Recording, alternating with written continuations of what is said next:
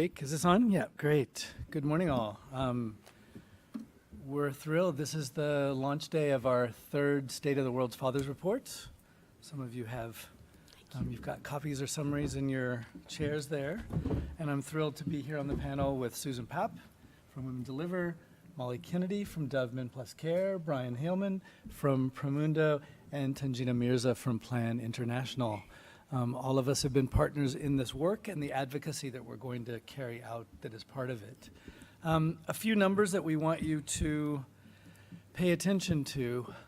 In terms of unpaid care, women on a daily basis do 3.3 times the amount of it. We've made extremely little progress in the last years on it. Data we have and we report here from the International Labor Organization shows that in middle and upper income countries, men have increased their time in unpaid care by a whole 7 minutes. This is probably the key factor that keeps women out of the paid workplace and that drives that number that we've all heard of 202 years that at the current pace it will take us to achieve equality in the workplace for women. We're announcing and both launching new research, new data that we carried out in 7 countries together with Dove Men Plus Care, the Helping Men Care study, data from OECD, data from Plan International from 4 countries, and new analysis of data from the International Labor Organization and from our multi-country study, the International Men and Gender Equality Survey. All of this is packed in the study, and we're thrilled to get a chance to share some of those headlines with you. In addition to the study, together with Women Deliver, we are launching today what we're calling the Men Care Commitment. Another reality that's clear in the report is that no country has achieved men doing 50% of the care work on average. And as far as we found, but we would love to be proven wrong, we found no country that is even committed to men doing 50% of the care work. In the SDGs, there's a nod to men sharing more of the care work, but there is not in that language a statement that we believe the planet could get to equality in terms of unpaid care work. So we're launching today what we're calling the Men Care Commitment to get countries to sign on to a pledge of 50% and a piece that we have for men to do that is 50 minutes. Looking at ILO data in terms of that I cited before about where men are and how much we need men to do, we calculated that if women did 50 minutes less per day of unpaid care work, that is the care of homes and the care of children and the care of elderly and the care of others in the home, and men did 50 minutes more per day, we would get close to equal in middle and upper income countries. In the rest of the world, that would be a step toward equality. It would get us in a major way toward men reorienting our lives to take care work seriously. That is, we're launching that today and thrilled that Women Deliver is fully signed on together with us, and we hope by the end of the day, maybe the end of this event, we'll have some governments willing to sign on together with us. So with that, I want to open it up to comments from colleagues. We'll start with Susan and move this direction. Great. Susan, over to you. First of all, on behalf of Women Deliver, I just want to say how excited we are to be able to have this report. It provides us the evidence and the data that we need as advocates to be able to advocate for this issue of unpaid care and what we can do to reduce it. We at Women Deliver feel like unpaid care is the underlying factor and root cause of many of the inequalities that women face. And this report brings to light the findings, the evidence, and the prescriptions for what we can do to take forward. I'm going to go a little bit off script this morning and tell you, in addition to what you'll find in the report, I think it's important for you to understand the importance of the role of fathers in doing care work. And I have a personal story about that. My father was a very busy physician, a surgeon, but in the little time that he had for us to be able to do the care work, it made a tremendous impact on our lives. And I'm a feminist because of my father. Because there was one time when I was 10 years old, and in those moments on the weekend when he had more time to work with us and care for us, he took me to basketball tryouts. And we walked into the gym. It was in the high school. It was really intimidating. And what ended up happening was it was a tryouts for boys basketball.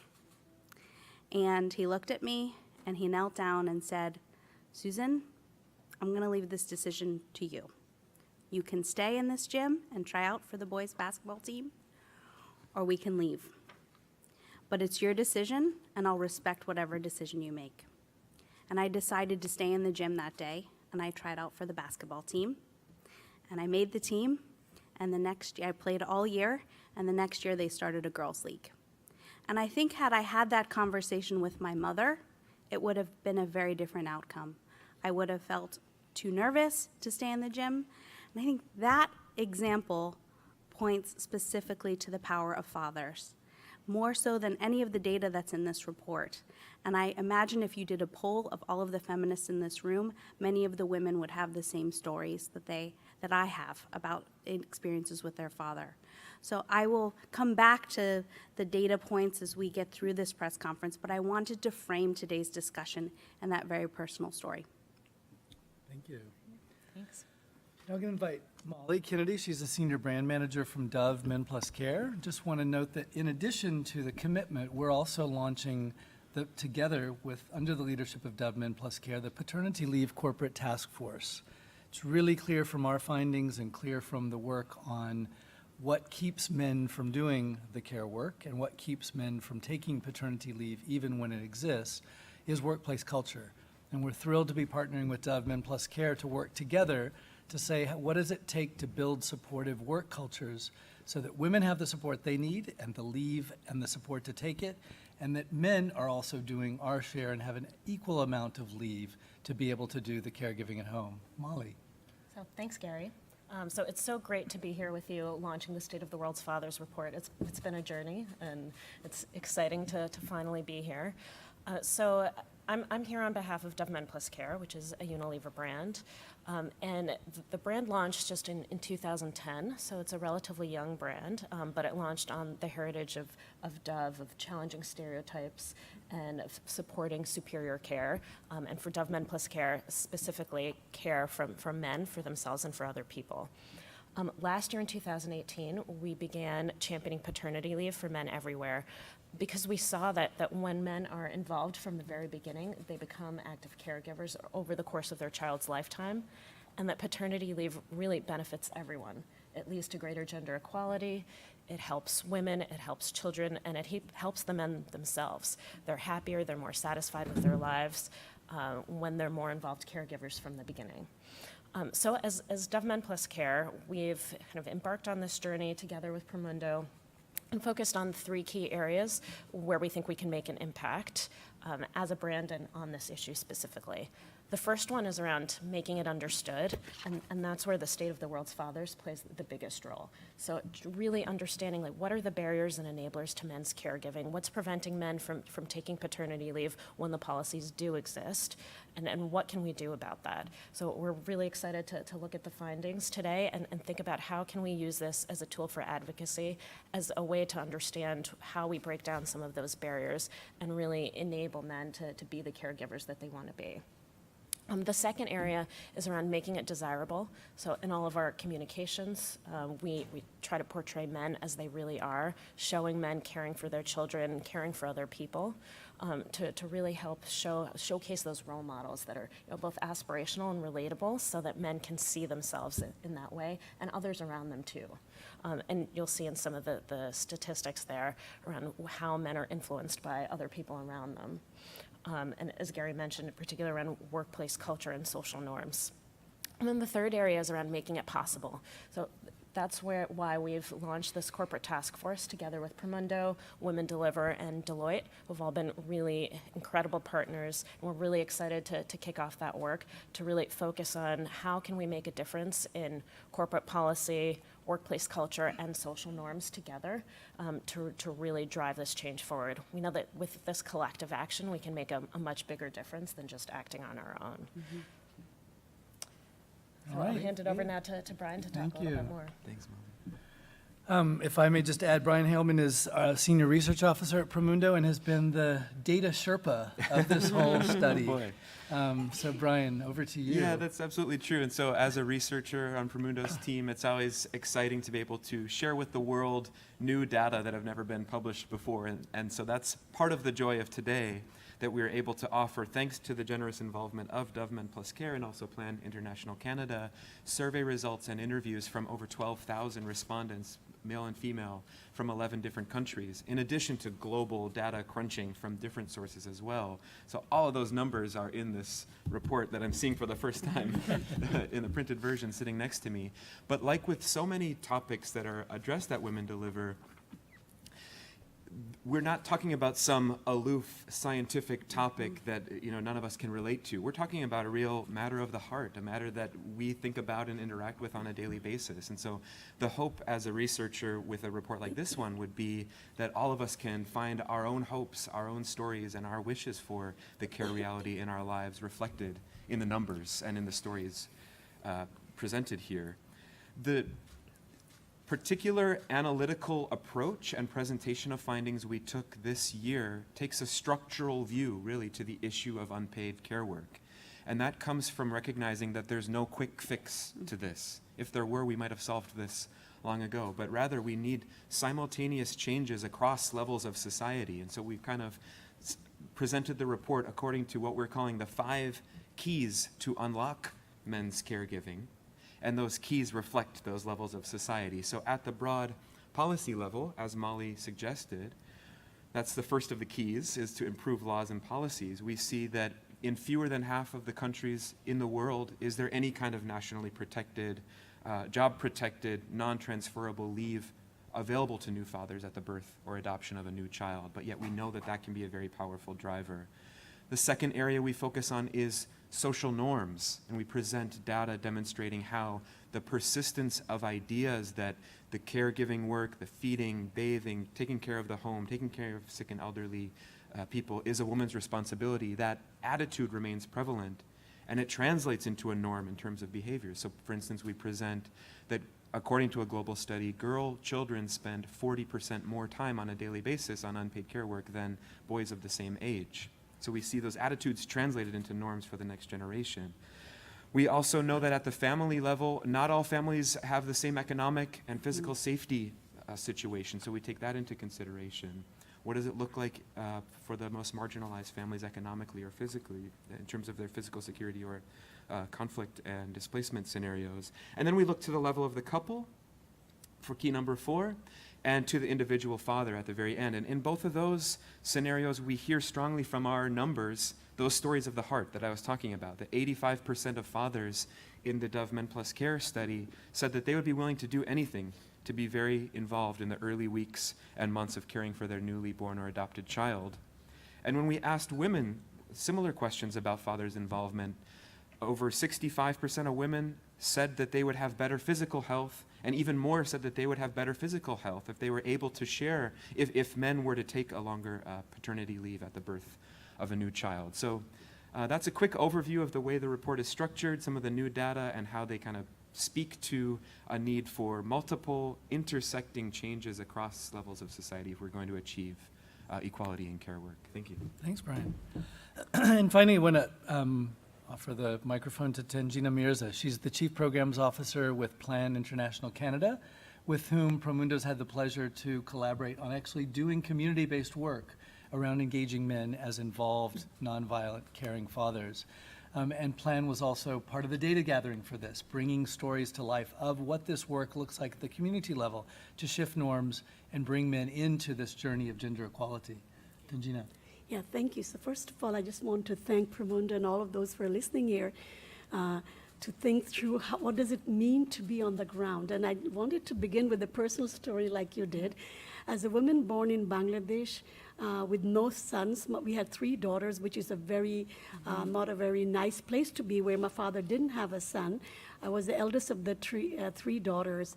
And the fact that he encouraged us to study, and I became a medical doctor, went to study, and It's just that father who, I think he was a feminist now, that he believed in a woman to be here. And so I'm here because my father believed in a very remote part of Bangladesh, in a tea growing area, that I'm worth something and can do something. So I just wanted to acknowledge my father, who is not here in this world. But so how PLAN got involved? PLAN has been working with Promundo on male engagement in many parts of the world. And this report was a very important opportunity for us to show the voices of not only the fathers in 4 countries around the world where we have fathers clubs, and we are already implementing male engagement programs to say, does it make difference? What do the fathers themselves say? And most importantly, what are the adolescent boys and girls talking about male engagement, unpaid care work, supporting and care at home? So PLAN, over the course of this last few months, we have been talking to over 500 people of different levels on various questions on social norms, on partnerships, on how they see, whether they're in Africa, in Nigeria, or in Bangladesh, what does it feel to be supporting their partner, their wives as fathers. And what is very fascinating, the results that show, is there was a lot of positive acceptance of those fathers who are working, who are part of these fathers clubs. And there was not a huge resistance, at least, but within the families, and there was a lot of positive acceptance of those behavior change. But there was also a lot of social stigma around. So the men in the community and others feeling, there's a stigma of fathers being involved too much at work at home. But the fascinating story here is the adolescents didn't see it that way. The adolescent boys and girls were the sons and daughters of those fathers. They saw that there was a peace at home, there was less conflict, there was love in home, there was open communication. That intergenerational thinking of the boys and the girls in the household, that, you know what, my father can do it, they were very proud of it, and they were almost like role models.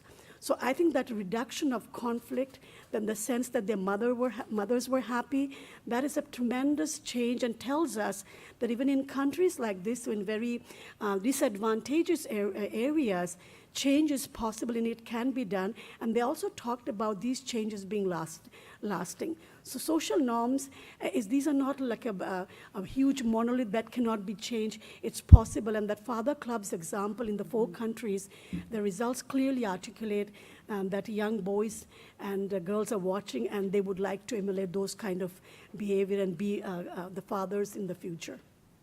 Thanks very much. Now, please to open it up for questions. Anyone has any? Yes. Sorry, if you could just use the microphone. Oh, great, thank you. Hi, I'm Dr. Teresa Nicasio. I'm a psychologist, and I do individual and couples work. And this is a very salient topic. I think that the undercurrent, you're talking about the expectations, the norms, the shame or stigma are big things. And there's also just the practicalities of being in a situation where you are more privileged and you're used to just people taking care of you. So I think there's a lot of blind spots for men. And I'll just share briefly with one of the few things that I find has been the most useful with couples is having the woman share her story more clearly about like day to day what she does, how she spends her time, because the assumption that oh, I'm out working, I'm making money for the family, I'm working harder. There's still a presumption that what you're doing.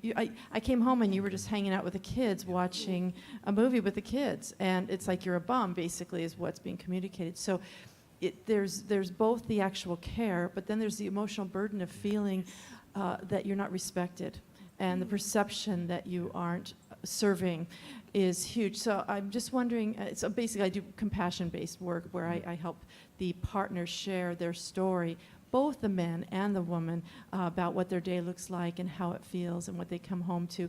And that's my in for helping increase behavior change. And then I go to very specific behaviors of what the day looks like and how the shifting of responsibilities in the home can shift. But without that compassion piece, I find it doesn't work. So what I'm wondering is, as you guys have been doing a lot of work, is what are some of the very practical applications that you've been doing? Because I'm always looking for more as a practitioner, and how are you reaching out? How this is a new report, I realize, but in the community to help enact, bring this to life, your findings. Great. Perhaps Tanjina and Brian, if you want to comment about the community-based work that we've Yeah, been doing. exactly. So just validate completely everything that you're saying. And the thing that came immediately to mind for me comes more from Promundo's programmatic work and our curricula so we have curricula for couples that work on dismantling some of those gender norms around care, and also for young people that we've implemented with community-based partners all around the world at this point. And there's an activity both for the parents and for the young people called the 24-hour clock. And this has been one of the most powerful I've seen in Fiji was one example. I remember men really breaking down emotionally going through this activity. In Bangladesh actually was the most recent situation where I watched this happen. And it's just kind of color in hour by hour of the day in a 24-hour clock what I as a man do, and in a couple-based scenario, then you could have, if it's a man with a female partner, she could fill out her 24-hour clock. And the revelation, exactly like you're talking about, that of the blind spot that he held, and how kind of unjust, this sense, sudden realization of the injustice of the sharing of work of his home. Maybe not for every single participant in the program, but for quite a lot, I've really seen that be a transformative moment. So I guess the thing to say is to completely validate your expertise and idea, but also maybe point anyone interested who's listening to Promundo's curricular resources, where that activity and many others are available for free distribution on our website.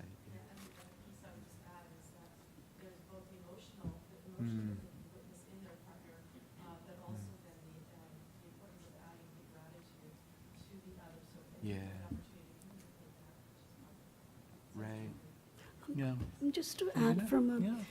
in a developing country perspective, whether in Senegal or Ghana, I think it's very important to understand the surrounding community. The role of community leaders, religious leaders in saying this is the norm is very powerful. And coming from Bangladesh, growing up there, that standard that the community creates on what is the role of father is very tremendous. It's a bit outside of household, but it has a tremendous effect. And our study also talked to village leaders and elders and men as well, oftentimes leaders and men. That pre-work of talking with the communities before even you start the program at household level is so critical, because you're setting up an expectation and norm in the community. It doesn't change automatically at the couple level right away, but I think that's very important to set up before you just launch into program it, because there can be serious backlash.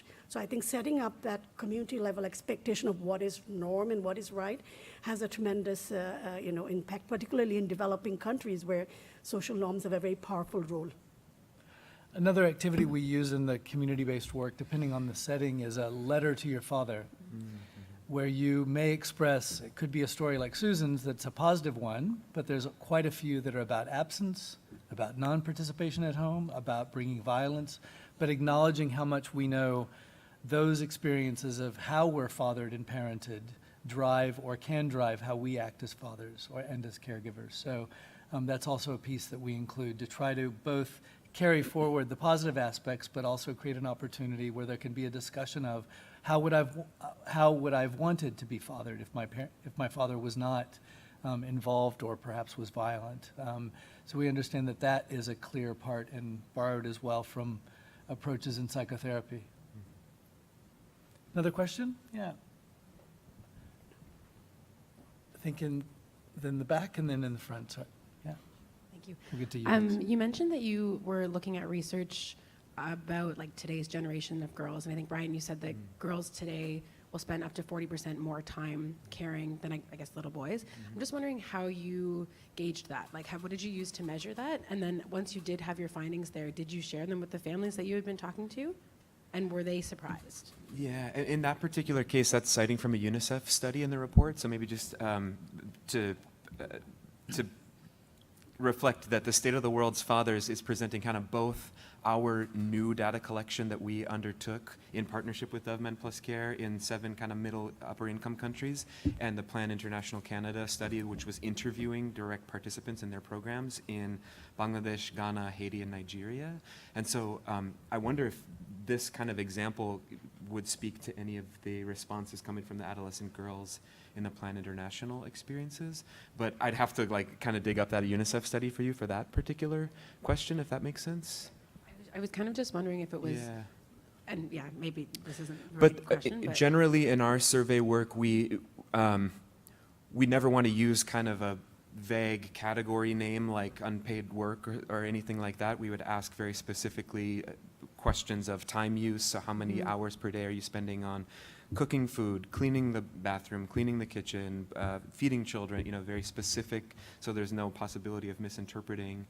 And so I would hope that that UNICEF source would have used a similar methodology like that in the quantitative setting.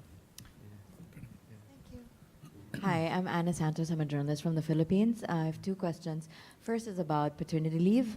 So I think you were all talking about the importance of paternity leave and in creating that environment where men can actually take a more active role in caregiving. So my question is, was there a business case for the benefits of paternity leave for a corporation or for the company? Because, I mean, if they're not going to see anything beneficial to the corporation, then why would they even institute that? And secondly, my other question is about the couple and seeing one another.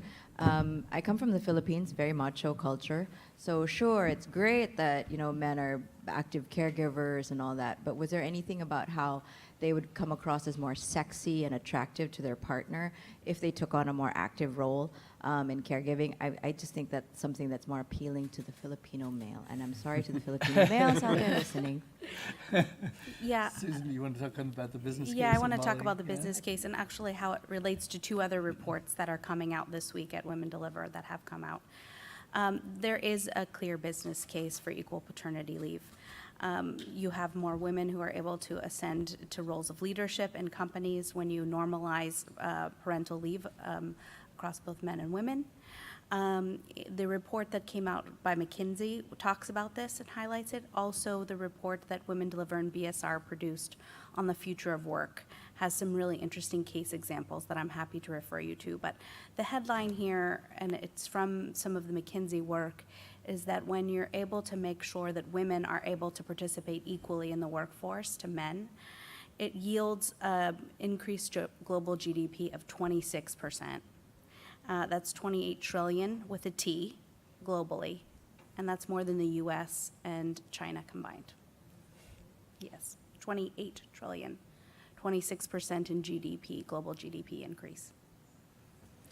Yeah, and I have a few builds on the business case. So from our perspective at Dove Men Plus Care, we've seen that it increases employee retention and recruitment. So that's a major driver for us in thinking about the business case. Was also research done in Sweden that showed that for every month of parental leave taken by a man, his partner's income increased by 6.7%. So it's quite a tangible impact on even the individual households when you think about it that way. And then this is also one of the reasons why we're launching the corporate task force, and one of the activities where we see that there will be value is to really build out that business case in a way that it'll be useful for smaller and medium-sized employers to see the value in paternity leave, because sometimes those high-level facts are hard to then take in for them to understand how it will impact their workforce. So it's something that we see as a major output of the corporate task force. We also have data from the 7 countries where we did the Helping Dads Care survey together with Dove Men Plus Care that gets to the last point that you asked, which is what's in this for men to do the work and what's in it for a corporation to offer it. Men who felt more supported in their caregiving work, including paternity leave, were more likely to report that they were satisfied with their workplace, which is a key issue around retention. Companies spend billions every year around rehiring. One of the reasons that we know that men and women will often leave a job is if they don't have adequate leave and support to do their caregiving activities. And getting to your last point, we also found that where men and women felt more supported in their caregiving activities, they felt more satisfied in their intimate lives. So we think you can make the case, both in the Philippines and elsewhere, that this does contribute to happiness, including us having the intimate lives that we want. Yeah, we've got to wrap up. I'm getting a hand signal that we've got to leave the room. We're all available. You've got information in your packets, and I think Alexa Hassing from Pramunda's communications director, who's there in the back, is able to field if any of you have questions or want to reach out to any of us for interviews. Thanks very much for coming early and for getting your caffeine early and coming our way. And we'll have other moments along the day that we're sharing results, and please take it with you, cite it, tweet it, use it often. Thanks a lot.